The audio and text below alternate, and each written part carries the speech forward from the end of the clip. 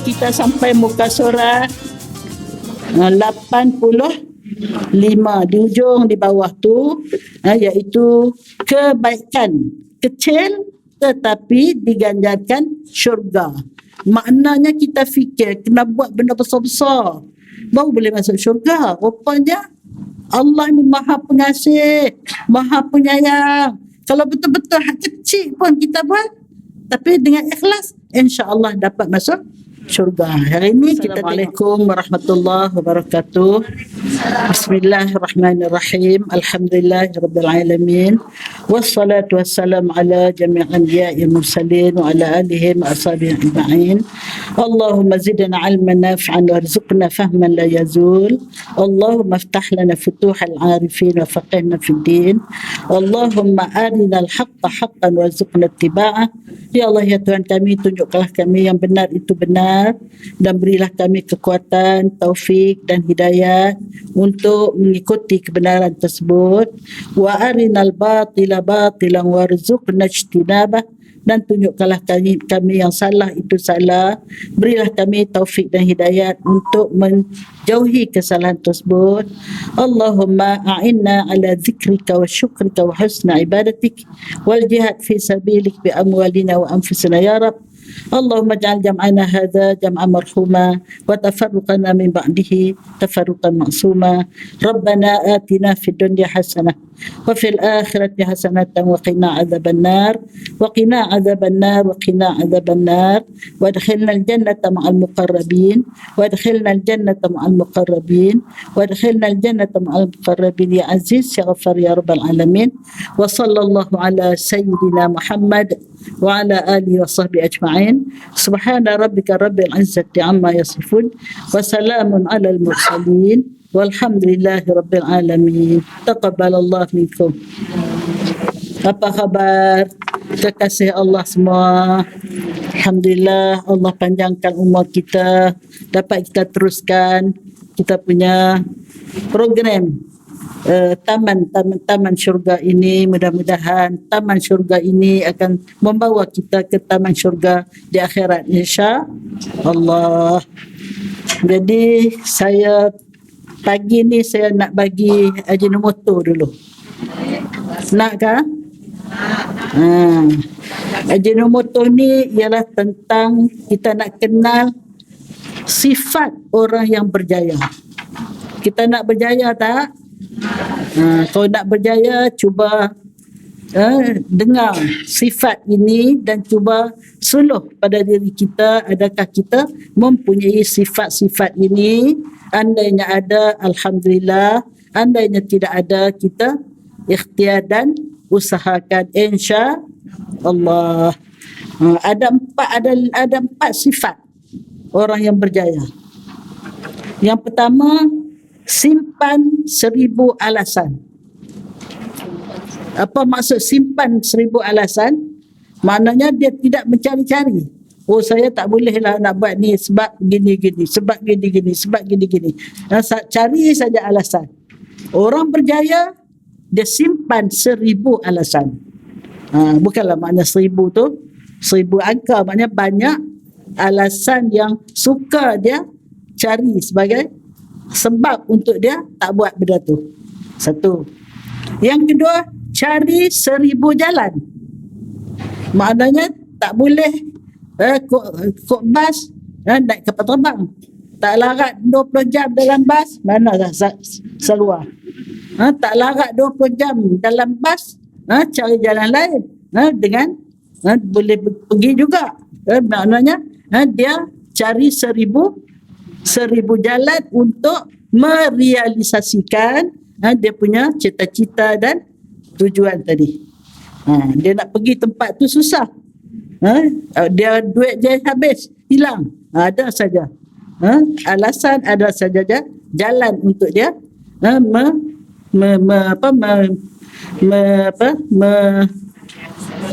menyelesaikan apa yang dia hajat. Dua.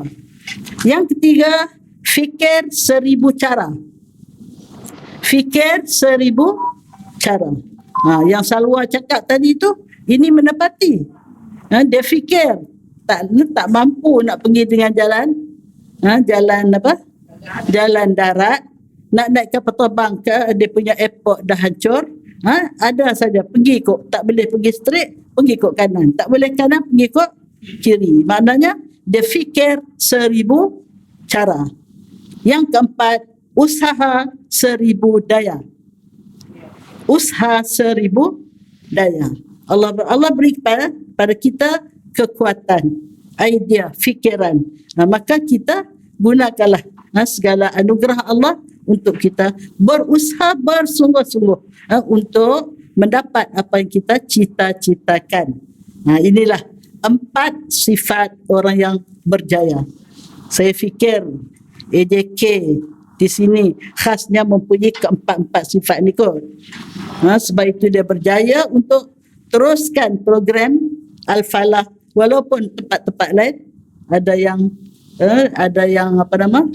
menghentikan, ada yang mengurangkan, ada yang macam-macam, tetapi program di sini saya nampak begitu hebat, terus menerus, tak kira ke 7 hari seminggu 5 hari seminggu. Hari sekolah. Hari sekolah 5 hari seminggu. Hari sekolah kita datang ni pun datang ke majlis ilmu macam budak pergi sekolah cari ilmu, nenek pun cari ilmu, adik anak-anak pun cari ilmu. Bagus. Kita tak ada exam. Ya, Kita tak ada exam. kita tak ada exam, betul. Exam kita terus dapat dia punya keputusan di akhirat esok, insya-Allah. Exam kita ialah ujian sejauh mana kesabaran kita, sejauh mana istiqamah kita, sejauh mana keikhlasan kita. Itulah syarat-syarat untuk lulus exam di akhirat besok, insya-Allah. Itu aja motoh ini. Ada 6 lagi sebab menyebabkan su'al khatimah. Nak taruh 2 minggu lagi kan, nak bagi sekarang? Nak taruh 2 minggu lagi? Kan nak sekarang dah? Nak sekarang dah, tak sabar. 6 sebab su'al khatimah. Yang tadi 4 sebab husnul khatimah, orang berjaya. Yang ini 6 sebab orang yang menghadap sesuatu dengan cara yang salah menyebabkan su'al khatimah. Yang pertama, ringankan solat.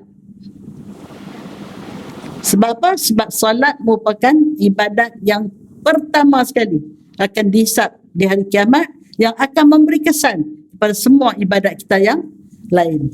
Andainya solat kita sempurna, fail solat cantik, semuanya right belaka, semuanya elok belaka, insya-Allah puasa kita, zakat kita, haji kita, semua sekali dipermudahkan. Dipermudahkan persoalannya dan mudah untuk diterima. Awwalu ma yuhasabu bihil abdu yaumal qiyamah as-salah. In salahat salahat sa'iru amalih, wa in fasadat fasadat sa'iru amalih. Perkara pertama akan dihisab pada hari kiamat ialah solat. Andainya solat itu bagus, seluruh ibadatnya bagus. Andainya solatnya rosak, maka seluruh ibadatnya akan rosak. Memang betul lah, orang yang solat, insya-Allah yang lain-lain itu akan beres, insya-Allah. Yang kedua, mudah bermaksiat. Ini su'al khatimah ya. Mudah bermaksiat, senang sangat. Elok-elok pakai tudung, jumpa kawan, alah buka lah. Ini naik ini tempat ni tak perlu pakai tudung. Kita duduk tepi laut, pasal ni buka. Mudah bermaksiat, mudah buat benda yang salah. 2. Yang ketiga, derhaka ibu bapa. Derhaka ibu bapa. Termasuk derhaka ibu bapa tu menunjukkan memek muka yang menyebabkan mak tak suka, mengeluarkan kata-kata yang menyebabkan ibu kecil hati, bapa kecil hati. Wala taqul lahuma uffin wala tanharhuma wa qul lahuma qawlan karima. Jangan kamu berkata kepada keduanya uff tu kecak cakap Arab. Al-Quran sebut. Orang Melayu kata lah. Orang Kedah lah. Orang Kuala Lumpur tak tahulah kata apa pasal wah. Juga lah. Mak suruh kata dengan tarik mukanya, dengan macam-macam. Jadi itu bagaimana Islam memberi pengajaran pada kita supaya menghormati insan yang daripadanya lah Allah jadikan sabab musabab kelahiran kita, insan yang khususnya ibu berapa kesusahan nak membesarkan kita. Saya baru dapat cicit yang kedua baru 3 hari 4 hari kot. Hari Jumaat dia operate. Operation pertama pasal apa? Orang operation sekejap je, rupanya ada complication. Dia punya perut tu, dia operation yang kedua, dia melekat macam mana tak tahu, terpaksa buka balik. Dan doktor tu terpaksa panggil doktor lain untuk datang. Buka balik. Dia bius keras, bius paruh. Dia sakit. Lepas tu terpaksa bius penuh. 2 kali bius. Lepas tu dah hari yang kedua tu patutnya boleh balik. Tak boleh balik. Macam nifas dia tak keluar. Nifas dia tak mau keluar. Diproses lagi. Jadi itulah bagaimana susahnya nak melahirkan. Kita tak tahu mak kita susah macam mana melahirkan kita.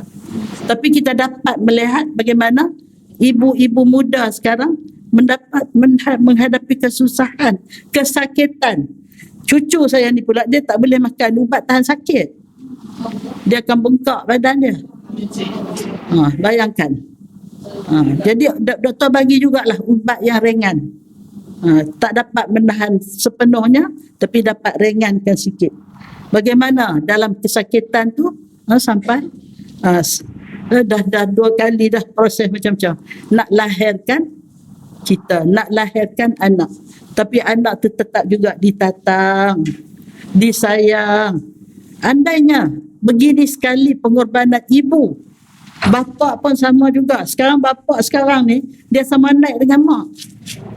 Bila mak terletang sakit, bapa lah yang duk bagi susu, yang duk salin lampin, yang apa semua. Jadi sebab itu orang yang derhaka pada ibu bapa ini tanda su' al-khatimah.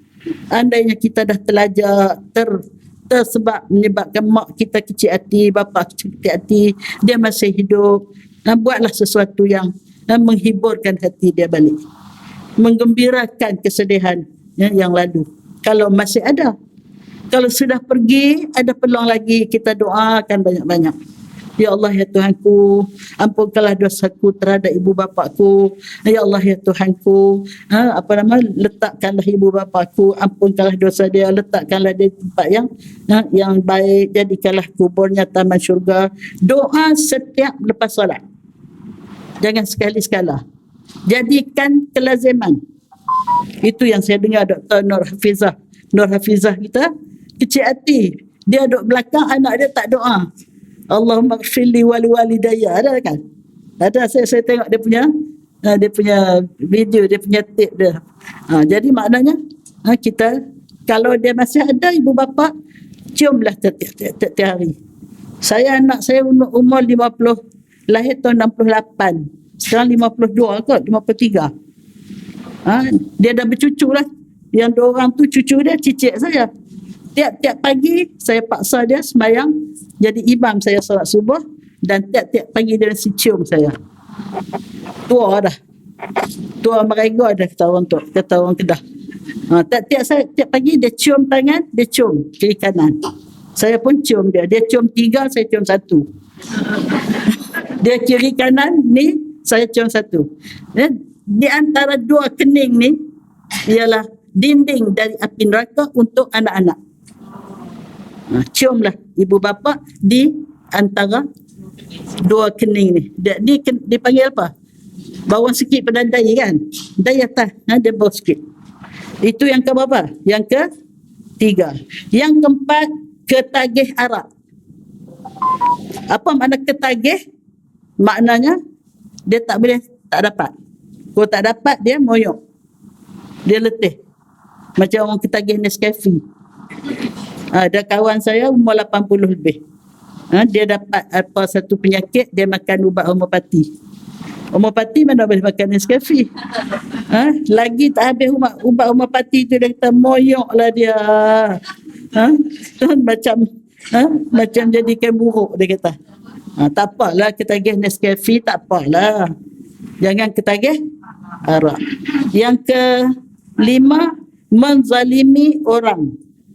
Lebih-lebih lagi orang tu orang Muslim. Menzalimi siapa saja. Orang kafir kah, orang putih kah, orang hitam kah, orang kelabu kah, orang apa. Kita kena anggap semua orang di dunia ini adalah adik-beradik kita. Sebab tok kita satu kan. Tok Wan kita pun satu. Tapi bila lahir di tempat sejuk, dia putih. Lahir di tempat panas, dia kelabu asap. Macam kita ni.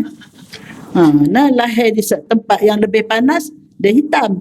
Tapi sebenarnya semua saudara kita, lebih-lebih lagi kalau kita pertama saudara sebagai manusia. Dia pun manusia, kita pun manusia. Yang kedua, saudara seugama. Kalau yang bukan Islam tu, saudara sebagai manusia je lah, agama lain. Yang ketiga, saudara karabat. Mana ada pertalian darah. Yang paling kuat sekali, pertalian darah kita dengan ibu bapa kita lah. Ibu bapa kita, kemudian adik-beradik kita yang dekat. Sebab itu, jiran tu dia ada 3. Jiran sebagai sama-sama manusia. Yang kedua, jiran seugama. Yang ketiga, jiran karabat. Ya, itu. Jadi kita tidak boleh sama sekali menzalimi orang, kecuali dia tu menzalimi kita. Kita boleh, bukan kita zalim. Bila dia zalimi kita, kita dibenarkan untuk balas. Tapi balas pun tak boleh melebihi. Dia pukul kita sekali, kita balas 10. Mana boleh? Jadi sebab itu kita hanya dibenarkan membalas kezaliman orang itu sekadar yang dia menzalimi kita. Sebab itu kafir ada 2.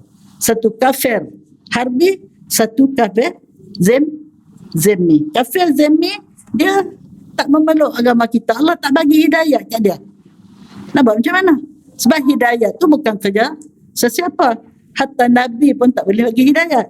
Itu kerja siapa? Kerja Allah. Yang ni saya ingat Saduk tontu kot. Kesian. Sahabat kita nampak kepala sikit je. Jadi Islam tidak memaksa orang memeluk agama Islam, kan? La ikraha fit din. Tidak ada paksaan dari segi menganut agama. Dia tak dapat hidayah. Dia ikut ada agama tok nenek dia, sembah tok pekong ke, sembah apakah. Kita tak boleh paksa.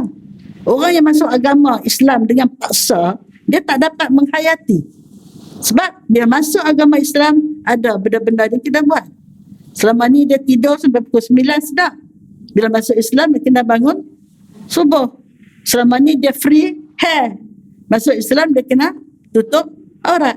So itu kalau dia masuk secara terpaksa, dia tidak dapat menghayati tuntutan agama Islam ini seperti yang dikehendaki. Jadi sebab itu, kalau dia tak masuk Islam, dia tak ganggu kita, duduk elok-elok sama-sama, berjiran baik-baik, tak ada gangguan, kita tak boleh mengganggu dia, tak boleh menghina dia.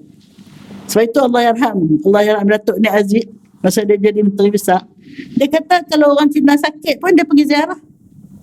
Orang Cina buat kenduri kahwin pun dia pergi makan kenduri. Kalau dia tahu apa nama jamuan tu halal.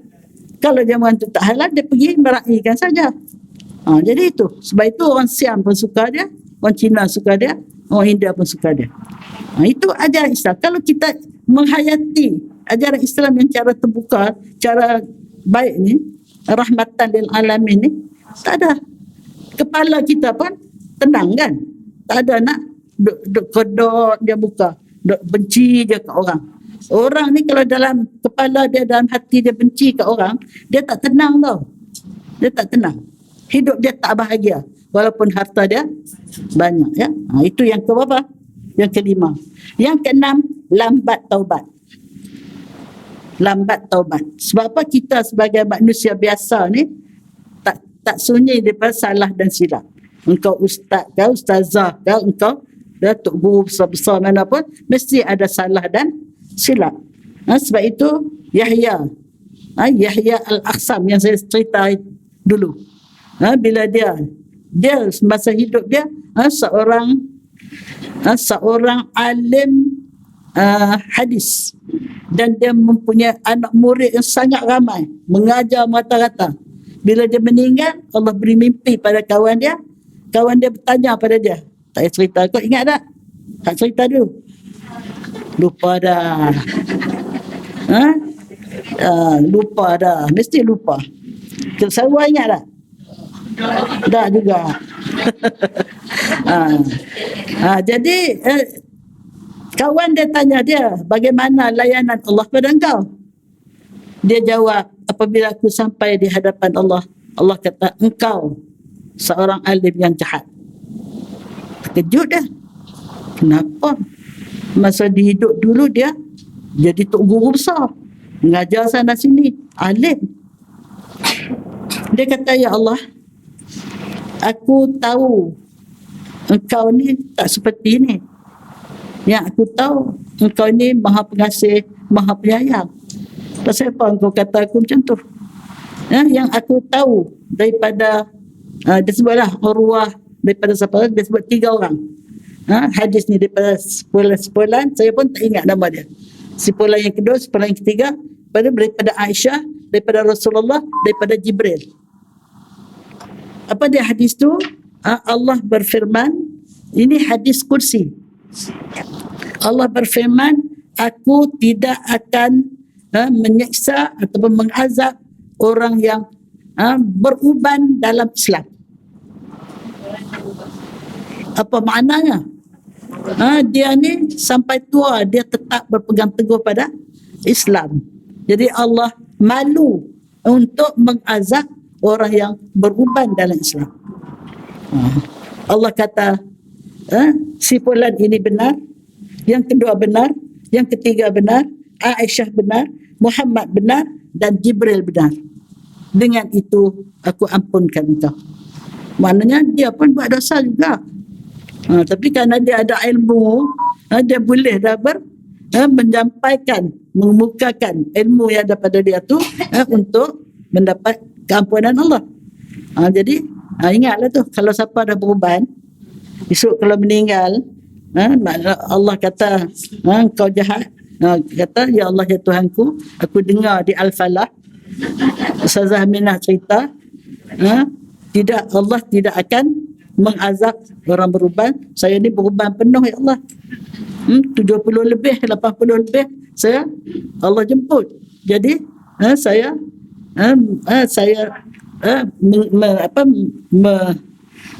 mendapat tahu bahawa engkau tidak akan menyiksa orang yang beruban. Jadi Allah kata, okeylah Salwa, engkau dimaafkan, sila masuk syurga. Amin ya rabbal alamin. Dapat dah, ini 6 sifat orang yang al-khatimah. Apa yang kita cari? Husnul khatimah. InsyaAllah saya akan bawa, insyaAllah tiap-tiap kali mengajar, saya akan bagi Ajinomoto dulu. Ajinomoto ni untuk membuka, melazatkan kita punya pengajian. Okey, kita sampai muka surat 85 di ujung di bawah tu, iaitu kebaikan kecil tetapi diganjarkan syurga. Maknanya kita fikir kena buat benda besar-besar baru boleh masuk syurga. Rupanya Allah ni maha pengasih, maha penyayang. Kalau betul-betul hak kecil pun kita buat, tapi dengan ikhlas, insya-Allah dapat masuk syurga. Hari ini kita tengok apa kebaikan kecil yang boleh masuk syurga. Mana cikgu? Dah ready cikgu? Silakan. Bismillahirrahmanirrahim. Kebaikan kecil tetapi diganjarkan juga. Daripada Aisyah, beliau berkata bahawa Rasulullah SAW bersabda, innahu khuliqa kullu insan min bani Adam ala sittin wa thalathumi'atin mafsil.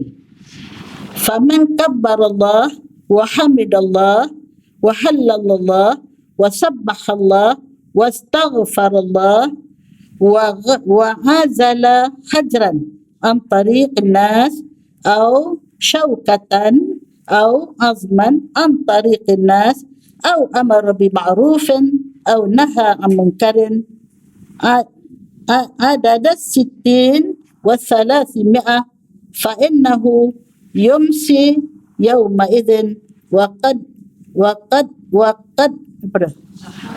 zahzaha nafsahu anin nar. Terjemahannya, sesungguhnya setiap manusia daripada keturunan Adam diciptakan dengan memiliki 360 ruas tulang. Sesiapa yang bertakbir, bertahmid, bertahlil, bertasbih, beristighfar, menyingkirkan batu, duri atau tulang dari jalan, menyuruh kepada kebaikan atau mencegah kemungkaran sebanyak 360 kali, bererti sesungguhnya dia pada hari itu telah menjauhkan dirinya daripada api neraka. Riwayat Muslim. Masya Allah. Masya Allah. Tengok. Kita nak boleh bergerak macam ni. Ada 360 sendi. Ni, kita tengok ni. Kita boleh genggam ni. Berapa sendi bilang? Kan? Lepas tu boleh lagi sini. Lepas tu boleh lagi sini. Lepas tu saya dengar penceramah cerita ada doktor yang merawat manusia ni, dia cari sendi kita ni cukup dah 360. Dia cari dia tak cukup. Rupanya tahu di mana ada, rupanya di telinga kita ni pun ada sendi-sendi yang apabila dia cari betul-betul di telinga ni cukup 360 sendi. Jadi akhirnya saya tak tahulah sama ada dia masuk Islam ke tidak. Ada kan tengok dia punya video tu. Itulah maknanya Rasulullah SAW tak pernah belajar kedoktoran pun, tak masuk sekolah pun, tetapi guru dia ialah Allah sendiri dan disampaikan oleh Jibril, dan Rasulullah boleh cerita dalam badan kita ni, nak boleh kita selesa gerak begini ada 360 sendi. Saya pergi China, Beijing. Pergi dengan apa nama? Dia panggil apa Salwa? Yang bawa orang ni? Travel biasa. Bila travel biasa, kita tempat-tempat nak pergi pun biasa juga. Jadi dia bawa lah, tunjuk bagaimana anak-anak Cina ni dilatih sampai boleh masuk dalam geloratan. Ada pergi kan? Dia masuk boleh, dia bagi macam mana dia bengkokkan badan tu sampai boleh jadi sampai masuk geloratan. Bolehkah dia buat tu kalau dia tak ada sendi yang begitu banyak yang Allah Ta'ala ciptakan untuk memberi keselesaan hidup kita. Jadi sebab itu orang yang faham ini sepatutnya bila dia bangun pagi hendaklah dia berterima kasih bila dia dapati semua sendi-sendi dia dapat berfungsi dengan baik. Ada 360 sendi, dia kena sedekah 360 sedekah. Sedekah tak kira ni. Jadi sahabat rasa susah, rasa berat. Ya Rasulullah, nak sedekah 360 sedekah tiap hari ni berat. Ini keluar hadis ni. Sedekah tu bukan dengan duit saja. Hari ni saya bawa ni. Saya bawa bunjuk. Dah. Hari tu minta bunjuk, ini bawa lah bunjuk. Oh dah. Cekapnya. Jadi apa saya nak sebut tadi lupa dah. Sedekah tu bukan dengan duit saja. Semua orang boleh sedekah. Sebab boleh sedekah dengan subhanallah, itu tasbih. Alhamdulillah, itu tahmid. Allahu Akbar, itu takbir. La ilaha illallah, itu tahlil. La hawla wa la quwata illa billah, itu hawqalah. hauqalah. Dan boleh sedekah dengan kita jumpa sesuatu yang menghalang perjalanan orang. Kita lalu dekat koridor tu nampak ada batu. Ustazah Aminah ni kalau jumpa batu ni tak nampak, tersepak, tertunggin, tak mengajar. Dia pun ambil letak tepi. Jumpa tulang, jumpa duri, jumpa apa-apa lah, letak tepi. Nawaitu untuk mengelakkan dari mengganggu orang yang lalu lalang. Tak kira lah sama ada yang lalu tu manusia ke hatta binatang pun. Itu sebab itu Sayyidina Umar Al-Khattab dia rasa bersalah andainya dia tak buat laluan yang mudah untuk kambing-kambing itu untuk keluar cari makan ke barang dan sebagainya. Dia rasa bertanggungjawab kalau kambing itu terseluh kerana dia tak menyediakan jalan yang baik. Apatah lagi lah kalau manusia ya. Sebab itu siapa yang tanggung gandum bagi pada makcik miskin yang sedang menggoreng batu? Saya di rumah kan, menggoreng batu untuk menyedapkan hati anak-anak dia yang sedang kelaparan, tak ada benda nak makan. Akhirnya saya di rumah sendiri pergi ambil gandum, dia masak sendiri, dia suap pada budak-budak tu. Inilah presiden, inilah yang di-Pertuan Agong, inilah khalifah. Khalifah tu kalau agung kita, dia menguasai Malaysia ni saja, tapi khalifah 3/4 dunia di bawah kuasaan dia. Tetapi itulah bagaimana dia punya rasa rahmat, kasih sayang kepada orang-orang di bawah jagaan dia. Sebab itu khalifah ini merupakan insan-insan yang diberi ganjaran istimewa untuk syurga tanpa hisab, insya-Allah. Jadi itulah termasuklah. Begitu juga orang yang menjalankan amar makruf nahi munkar. Jumpa kawan tak tutup aurat, dakap dia, peluk dia, selotok, lain kali tutuplah supaya dapat pahala. Kalau tak tutup tambah dosa. Slow-slow lah, janganlah duduk marah. Kita kena berdakwah dengan hikmah, dengan kasih sayang. Kita rasa kesian kat dia. Setiap detik dia duduk tambah dosa. Jadi kita ajak dia setiap detik tambah pahala, setiap detik tambah dekat dengan Allah, tambah dekat dengan syurga. Kita ni setiap detik kita dekat dengan syurga kerana kita menjalankan amar makruf nahi munkar. Ajak orang buat baik dan cegah orang buat jahat pun dapat menjadi sedekah untuk berterima kasih terhadap kita punya sendi-sendi yang Allah beri sihat sehingga kita dapat berfungsi dengan baik. Masya-Allah. Sebab itu 33 yang kita duk baca lepas sembahyang tu, 33 subhanallah, 33 alhamdulillah, 33 Allah akbar. Orang yang rajin dia tambah 33 la ilaha illallah. Afdalul zikri la ilaha illallah, la ilaha illallah, sekejap aja. Jadi kalau 33 4 kali jadi berapa dah? Lebih 100 dah. Kalau 5 kali sembahyang, jadi maknanya kita perbanyakkan zikir untuk menjadi sebab untuk kita menjadi orang yang bersyukur di atas kesihatan yang Allah beri pada kita. Ya. Okey, teruskan.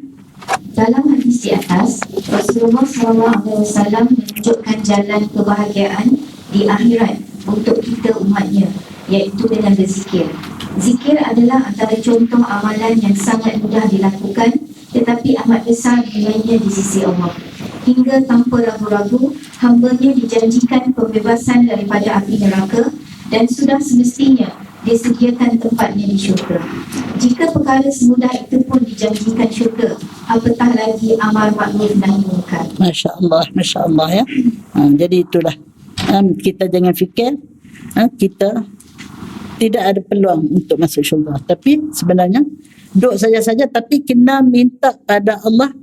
Allah beri kita lidah yang sentiasa basah dengan zikrullah. Kalau boleh, ya Allah ya Tuhanku, jadikan aku sentiasa berzikir setiap nafas. Setiap nafasku, hatiku sentiasa ingat pada Allah. Tak mesti kita kuat-kuat. Subhanallah, alhamdulillah, tak payah. Hati ni. Hati ini merupakan alat yang paling mudah untuk kita melakukan ibadat. Andainya hati ini kita tidak urus begitu rupa, tidak rancang begitu rupa, kita akan menghadapi satu kerugian, separuh kerugian besar. Dia ada dua kerugian dalam dunia ini. Dua kerugian, kata Imam Ibn Qayyim. Yang pertama, idha'atul qalbi. Yang kedua, idha'atul umri. Rogi hati. Yang kedua, rogi umur. Apa maksud rogi hati? Hati ini tidak dihidupkan dengan zikrullah.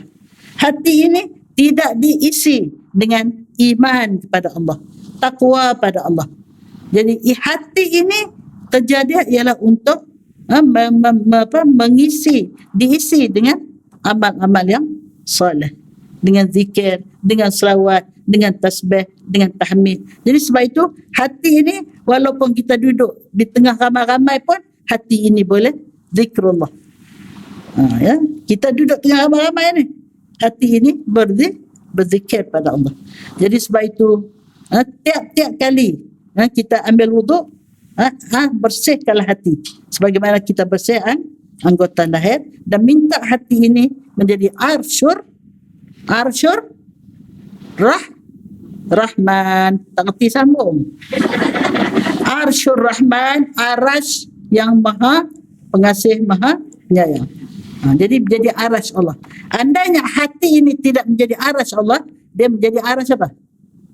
Arash syaitan. Arash syaitan. Jadi bila arash syaitan ni, hati inilah yang menggerak buat benda yang tak baik, buat maksiat, melakukan kezaliman, penipuan dan macam-macam. Jadi sebab itu hati merupakan, kalau kita didik betul, dia sudah menjadi separuh keuntungan. Satu lagi, idha'atul umri. Rogi umur. Umur merupakan modal terbesar untuk kita mencari bekalan. Andainya umur ni sudah habis, boleh dah nak tambah. Nak tambah satu subhanallah pun tak boleh apabila kita berpisah nyawa dengan badan.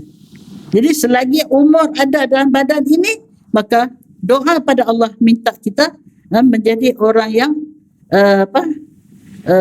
merebut 5 perkara sebelum datang 5 perkara. Penuhilah umur ini dengan 5 perkara sebelum datang 5 perkara. Apa dia 5 perkara? Muda sebelum tua, sihat sebelum sakit, lapang sebelum sibuk, kaya sebelum miskin, hidup sebelum mati. Doa pada Allah, ya Allah, bantulah hamba untuk merebut 5 perkara sebelum datang 5 perkara. Doa kod Melayu pun tak apa. Jadi ya Allah, jadikanlah hati hamba ini aras engkau di bumi yang bersih sebersih-bersihnya dari semua sifat mazmumah, sifat yang dikeji, dan padat sepadat-padatnya dengan sifat mahmudah, sifat yang terpuji. Dan jadikanlah hati ini ikhlas, seikhlas-ikhlasnya dalam semua kerja buat aku, ya Allah ya Tuhanku. Sambunglah, minta istiqamah, minta muraqabah, muhasabah, yaghtinam khamsin qabla khamsin, dan macam-macam lagi lah. Masya Allah, ya Masya Allah. Okey, teruskan. Antara perkara kecil tetapi besar ganjarannya dari sisi Allah ialah bersedekah. Sedekah tidak terbatas pada wang ringgit semata-mata, tetapi boleh mencakupi aspek yang lebih luas, sebagaimana Al-Bukhari dan Muslim meriwayatkan daripada Abu Hurairah. Beliau berkata, Rasulullah SAW bersabda, Kullu sulama minan nasi alaihi sadaqah. Kullu yawmin tatlu'u fihi syams ta'dilu bainal ithnain sadaqah. Wa tu'inu ar-rajul fi dabbati fatahmiluhu 'alayha aw tarfa'u lahu 'alayha mata'ahu sadaqah. Wal kalimatu at-tayyibah sadaqah. Wa bi kulli khatwatin ta'shiha tamshiha ila salat sadaqah wa bi kulli khatwatin tamshiha ila salat sadaqah wa tumitul adha 'anil tariq sadaqah. Terjemahannya, setiap ruas tulang manusia diberi tanggungjawab untuk bersedekah pada setiap pagi hari. Berbuat adil, iaitu mendamaikan di antara dua orang yang bermusuhan, adalah sedekah. Menolong orang lain dengan memboncengkannya atas kenderaan atau membawakan barangnya juga adalah sedekah. Setiap perkataan yang baik adalah sedekah. Setiap derap langkah menuju solat berjemaah adalah sedekah. Membuangkan sesuatu yang mengganggu dari atas jalan adalah sedekah. Riwayat Al-Bukhari dan Muslim. Masya Allah. Ini tambahan lagi lah daripada hadis yang pertama tadi, iaitu kita kita mendamaikan dua orang yang berbalah, bersengketa, itu sedekah. Kita tolong orang, kalau zaman dulu dia tolong orang untuk naik dia punya kenderaan. Dia atas kuda, dia boleh naik dua orang ke kuda. Dia bagi orang tu naik tu. Sebab itu Rasulullah SAW satu kali dia bersama dengan sahabat dia bonceng di atas himar kah. Dia dan lagi berdakwah di atas himar tu. Dia kata, engkau tahu tak apakah hak Allah pada engkau? Apakah hak engkau pada Allah? Apa makna hak? Hak ni maknanya yang patut kita dapat lah. Kalau kita mengajar cukup bulan, kita dapat hak kita, iaitu gaji. Isteri, apa hak dia? Iaitu dia mendapat segala keperluan hidup dia daripada suami. Suami, apa hak dia? Isteri kena layan suami, itu hak dia. Tapi hak ni setelah dia menunaikan tanggungjawab, dia dapat hak dia. Jadi sebab itu di antara jadi cerita hak tadi, bila Rasulullah tanya, dia pun jawab sahabat tadi, Allah saja yang tahu dan Rasul saja yang tahu. Ini cara adab Rasul, sahabat dengan Rasul. Dia tak kata tak tahu. Itu tak beradab, ya. Jadi Rasulullah tanya, jadi Allah bila dia jawab macam tu, Rasul kata, hak engkau daripada hak Allah dulu. Hak Allah daripada engkau ialah engkau hendaklah mengabdikan diri kepada dia. Jadi bila engkau mengabdikan diri pada dia, Allah terbalik. Hak Allah hak Allah daripada engkau, betul lah. Engkau mengabdikan diri beribadat kepada dia. Itu hak dia. Ya, bila engkau mengabdikan diri pada dia, dia akan beri hak engkau. Apa dia hak engkau? Ialah redha dia dan syurga dia. Boleh faham tu? Boleh faham, ya? Orang yang cerita ni pun rasa macam terbalik-balik.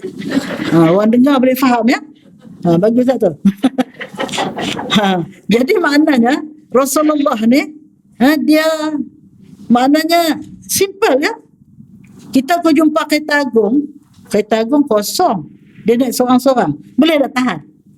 Agung, saya nak tumpang naik.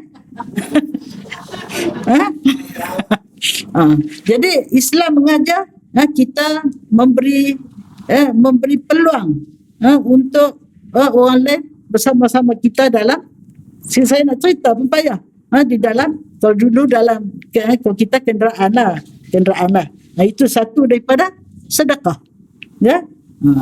Ataupun kita tolong angkat barang, makcik tua bawa barang banyak, duk angkatlah nak masuk kereta dia. Kita lalu tengok, kita pergi tolong angkat. Saya baru ni nak pergi mengundi, bawa kursi roda, nak masuk tu ada orang yang dah mengundi kursi roda juga. Dia nak turun daripada atas tu, dia ada sikit lah, dia punya bonggol tu. Jadi orang yang tolak tu tak larat nak turun. Jadi anak saya duk tolak saya, yang umur 53 tahun tu. Saya tengok dia tinggal saya. Dia pergi tolong angkat kursi roda orang tu. Itu maknanya menolong orang itu mengangkat barangnya. Sama ada nak angkat masuk kereta ke, nak tolong angkat ke, macam-macam lah boleh. Mana kita tolong angkat barang dia. Itu pun sedekah begitu halus, begitu seninya ajaran Islam. Sampai macam tu pun cerita. Merupakan satu amalan yang boleh masuk syurga. Tolong angkat barang orang. Masuk ke kalau zaman dulu tolong angkat barang letak atas belakang unta lah. Kita angkat barang masuk dalam kereta lah. Ataupun kita naik bas. Saya kalau di Mesir, ni selalu pergi Mesir, tengoklah. Zaman dulu saya tahu 60-an dulu, kalau naik bas tu, dia punya tempat duduk sikit je. Dia sedia untuk berdiri. Sebab itu dia ada tempat pegang. Jadi akan berdiri ramai. Yang duduk sikit. Tapi yang duduk tu, dia naik awal dia boleh duduk. Tapi bila dia tengok orang tua naik, dia bangun. Dia bangun, dia minta orang tua ni duduk. Ini pun sedekah juga. Sedekah juga ya. Itu. Jadi orang Arab ni pun ada yang baik. Tapi ada juga yang Masya Allah. Gitu. Kemudian kalimah yang baik. Kita jaga mulut kita bercakap kalimah yang baik. Kita jumpa kawan, apa khabar? Semoga sihat. Janganlah doktor pergi tengok orang sakit. Oh, banyak dah mati sakit ni. Sakit macam adik ni. Banyak dah mati. Tu tak bagus dah. Kalau tengok orang sakit, kita doakan. Minta dia segera sembuh. Tapi Dr. Yusof Qardawi almarhum yang meninggal baru ni, kawan dia pergi doa minta dia panjang umur, dia kata janganlah minta panjang umur, dia dah dekat 90 dia kata. Minta dia husnul khatimah. Itu kena pandai-pandai lah. Tapi tak apalah minta panjang umur. Tapi kalau dia minta kita husnul khatimah, itu kita minta lah yang kedua. Tapi yang pertama, janganlah tunjuk cepatlah mati orang ni. Dah 90, lama dah hidup. Janganlah macam tu ya. Jadi maknanya kalimah yang baik itu adalah sedekah. Ni saya duk mengajar ni. Berapa kalimah saya keluar ni. Daripada saya datang tadi sampai sekarang, tiap kalimah adalah sedekah. Tak mau ke? Lepas tu main mengajar. Dan setiap langkah berjalan ke masjid ke surau ke untuk solat jemaah pun, setiap langkah tu sedekah. Dan yang ni macam tadi jugalah, buang sesuatu yang mengganggu daripada jalan pun sedekah. Masya Allah. Hari ini hadirat sekalian telah disampaikan melalui program ini, melalui apa yang telah Allah tentukan di qada qadar. Hari ini kita nak baca peluang-peluang amalan yang simple tapi boleh masuk syurga. Jadi lepas ni teliti balik mana di antara amalan-amalan yang disebut dalam dua hadis ni yang boleh kita amalkan. Lepas ni kalau jumpa sesuatu di tepi jalan, jangan terus je. Terus je berjalan. Buat tak tahu je. Ataupun kita sengaja ambil benda yang ini pesan satu lagi. Kita ni, depan kita ni ada jalan.